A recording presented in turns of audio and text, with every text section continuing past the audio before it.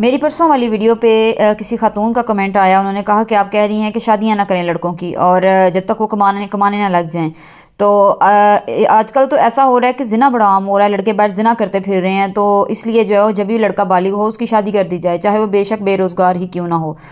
تو آپ کی بہن بات بالکل ٹھیک ہے، آپ بالکل بجا فرما رہی ہیں، لیکن دیکھیں اگر اس کے گھر کی تربیت ایسی ہے یا اس کے گھر کے ماحول میں اس نے یہ چیز سیکھی ہوئی ہے، جب وہ پہلی بار زنا کرنے سے نہیں گھبرایا، نہیں ڈرا، اس کا مطلب ہے کہ عیاش طبیعت کا مالک ہے، خدا کا کوئی خوف نہیں، ماں باپ کا کوئی خوف نہیں، دین کا کوئی خوف نہیں۔ تو آپ خود سوچیں کہ جب وہ کسی کی بچی کو شادی کر کے آپ گھر لے آئیں گے اور اوپر سے وہ بالکل نکما ویلا اور نکھٹو بھی ہے، تو پھر یقین کریں کہ وہ جو پیسے پہلے جس طرح اس کو مل جاتے تھے کہ زنا خریدنے کے لیے، آج تو 500 میں بازار میں عام زنا بک رہا ہے، تو جب وہ کر سکتا تھا تو شادی کے بعد نہیں وہ کرے گا؟ ایک تو وہ لڑکی ویسے ہی اس نے لا کے اپنے گھر والوں کے رحم و کرم پہ چھوڑ دی، جس کو بھی آپ شادی کروا کے اس بیچاری کے لیے لے کے، اور دوسرا اب اس کو یہ تکلیف بھی برداشت کرنی پڑے گی کہ وہ لڑکا جو ہے وہ باہر دوسری عورتوں کے ساتھ بھی اس کے تعلقات ہیں۔ تو یہ چیزیں بھی جو ہے تھوڑی سی ذہن میں رکھا کریں۔ اب یہ سارا معاملہ کہاں سے شروع ہوا جی؟ یہ گھر کی تربیت سے شروع ہوا، اس کے گھر والے اس کی ایسی تربیت ہی نہ کر سکے یا اس کو دین ایسا پڑھا ہی نہ سکے، حتیٰ کوئی مسلمان گھر میں پیدا ہوا تھا کہ زنا کتنا بڑا جرم ہے، اور زنا کی اسلام میں سزا دیکھیں کتنی سخت ہے، اور مرنے کے بعد تو جو اس کا جو حال ہونا ہے زندگی میں اس کا کتنا عذاب ہے، اور اگر زنا کے نتیجے میں کوئی اولاد پیدا ہو گئی تو سوچیں وہ اس کا کیا حشر ہوگا اور اس کا کیا حشر ہوگا کہ اپنا نام بھی اس کے ساتھ منسوب یہ نہیں کر سکے گا۔ تو اگر ایک بچی ہے وہ بیچاری، یقین کریں کہ میں کہتی ہوں کہ ہمیشہ واقعی عورتوں کو ہی عشق ہوتا ہے، سچا عشق جو ہے نا وہ عورتوں کو ہی ہوتا ہے، یہ آج کل والا گندا عشق نہیں جو سوشل میڈیا پہ عام مل رہا ہے، بازاروں میں گلی کوچوں میں عام بکتا پھر رہا ہے، وہ والا عشق نہیں۔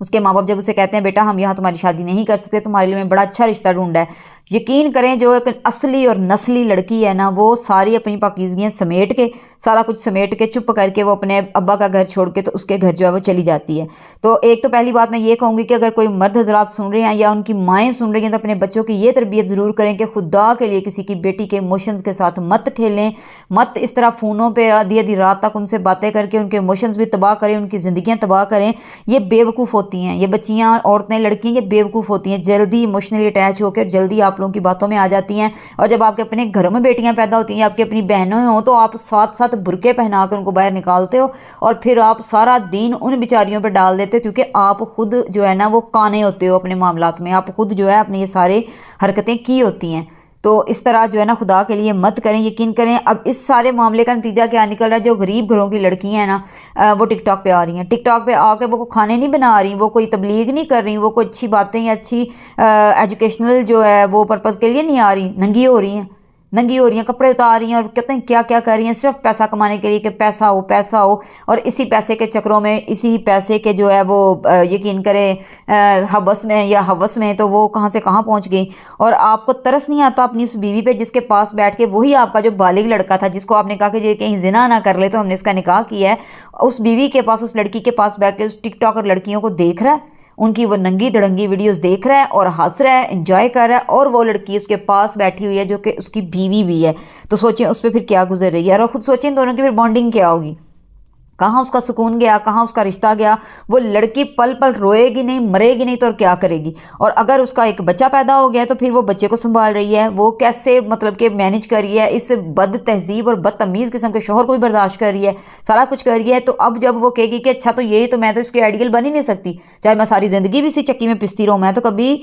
ہو ہی نہیں سکتی اس کے قابل، پھر وہ کیا کرے گی جی؟ پھر سیدھی بات ہے وہ گرمی میں آپ کے لیے کھانا نہیں بنائے گی۔ آج کل کی سخت گرمی جہاں پکا ہوا کھانا جو ہے نا ٹیبل پہ لگا ہوا کھانا محال ہوا پڑا ہے، تو سوچیں جو پکا رہی ہے اس کا کیا حال ہے، وہ نہیں پکائے گی، وہ کیوں گرمی میں جو ہے کام والی کی طرح کپڑے دھوتی پھر آپ لوگوں کے، یہ سارے کام کر کے تو آپ کی آئیڈیل بن ہی نہیں سکتی، اپنے شوہر کی آئیڈیل بن ہی نہیں سکتی۔ اب وہ بھی جم جوائن کرے گی، اب وہ بھی جو ہے وہ سلون کے چکر کاٹے گی، سارا پیسہ وہاں برباد کرے گی، اب وہ بھی جو اپنے بچے کو اگنور کرے گی، آپ کو بھی اگنور کرے گی، اور بس ہر وقت اپنی جو ہے نا ٹوچ مرمت میں لگی رہے گی، کسی طرح میں بھی اس ٹک ٹاکر جو ہے لڑکی اس کی طرح میں بن جاؤں، کیونکہ یہ دیکھیں ادھر آ کے پھر گل مک گئی، ادھر آپ نے خود اپنے گھر میں جو نا بیڑا غرق والا سین شروع کر دیا۔ اب آپ اس کو جو ہے نا وہ اب آپ نہ بولیں کہ وہ غلط کر رہی ہے، اب تو یہ دیکھیں نا، اب یہ ذرا آپ جو چاہتے تھے، آپ کو جو پسند تھا وہ تو آپ کی پسند کے مطابق وہ سارا کچھ کرنے کو اپنے خود کو اس میں ڈالنے کی کوشش کر رہی ہے، تو یقین کریں آپ جو ہے نا پھر وہ باہر کیا ہوتا ہے، کوئی ایسا مرد، کوئی ایسا لڑکا ٹھرکی اس کو مل جاتا ہے، وہ کہتا ہے تم تو بیوقوف ہو یا ٹائم ویسٹ کر رہی ہو،